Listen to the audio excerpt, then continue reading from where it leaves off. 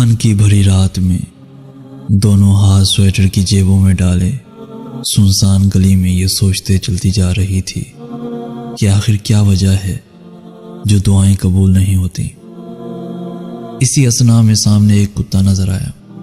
मैं ये तय नहीं कर पा रही थी कि ठंड से कांप रही हूं या उसके डर से। अल्लाह का नाम लेकर सहम सहम कर उसके पास से गुजरी और दिल में दुआ की, या अल्लाह ये बस पीछे ना आए।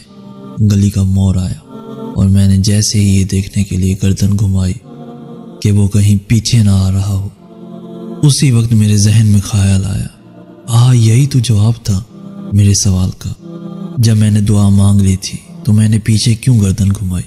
हम कहते हैं कि हमारी दुआएं कबूल नहीं होती, पर सच तो ये है कि हम अपनी दुआओं के कबूल होने या ना होने पर तज़ब्ज़ुब का शिकार रहते हैं।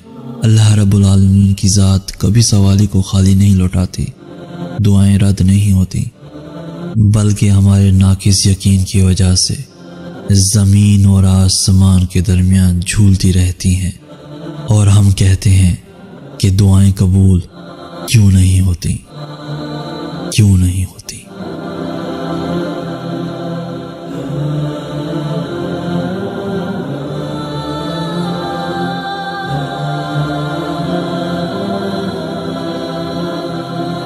कहना तो चाहिए कि लाइक, शेयर और सब्सक्राइब करें, मगर मुझे लगता है कि आप वही करेंगे जो आपका दिल चाहता है।